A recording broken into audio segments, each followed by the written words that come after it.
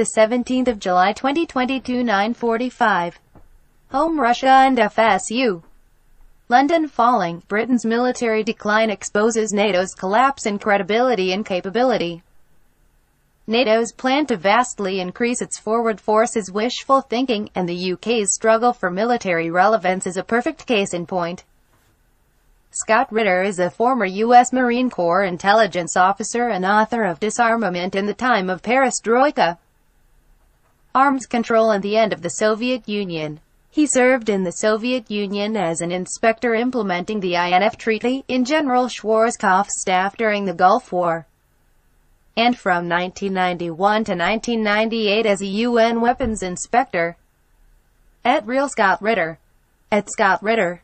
File photo. Copyright Getty Images, Sean Gallup.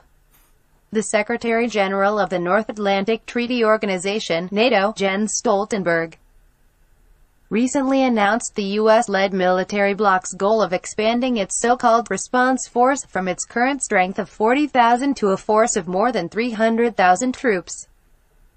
"We will enhance our battle groups in the eastern part of the alliance up to brigade levels," Stoltenberg declared. "We will transform the NATO response force and increase the number of our high-readiness forces to well over 300,000.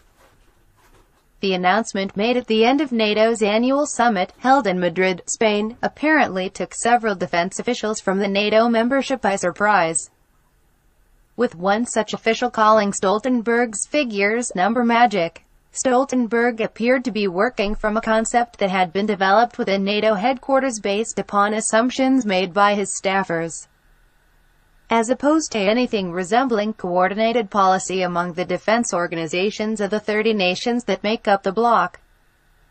Confusion is the name of the game at NATO these days.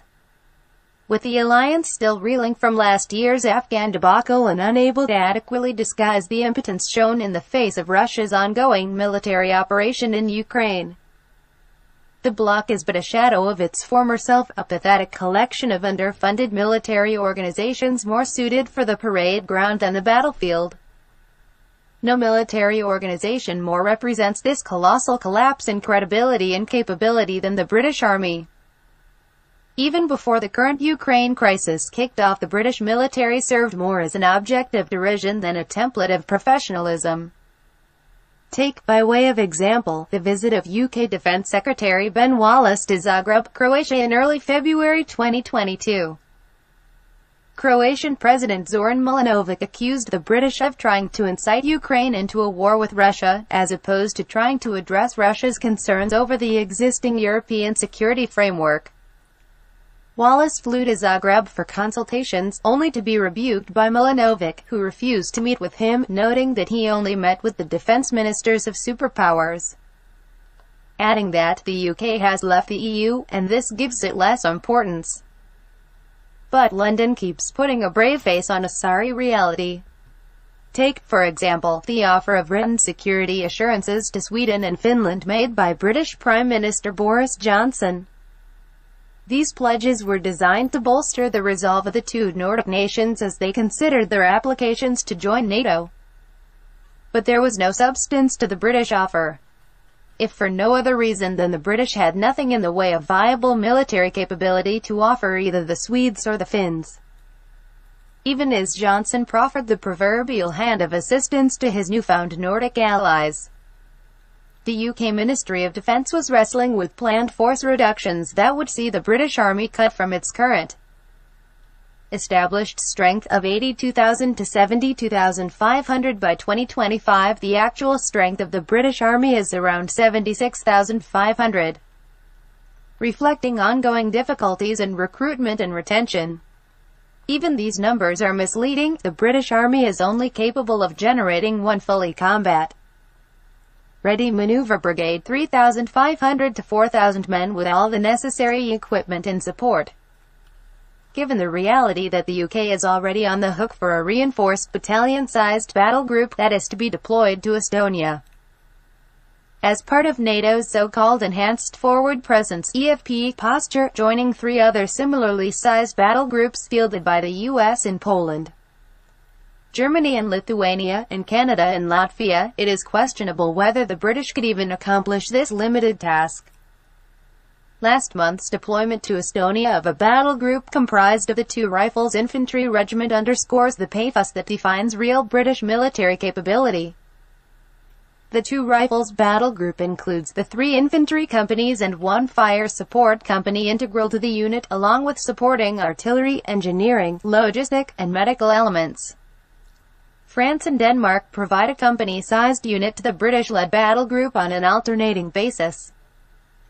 Altogether, the British battle group comprises some 1,600 soldiers, and is fully integrated within the Estonian 2nd Infantry Brigade. Read more. NATO has completed its post-Cold War transformation from Europe's guard dog into America's attack dog. Given what we now know about the reality of modern warfare, courtesy of the ongoing Russian operation in Ukraine, the British battle group would have a life expectancy on an actual European battlefield of less than a week. So, too, would its allies in the Estonian 2nd Infantry Brigade.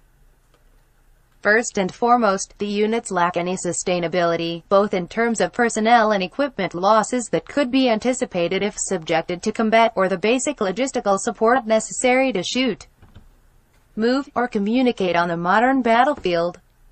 Artillery is the king of battle, and the British and Estonians are lacking when it comes to generating anywhere near enough tubes to counter the overwhelming fire support expected to be generated by any hostile Russian force.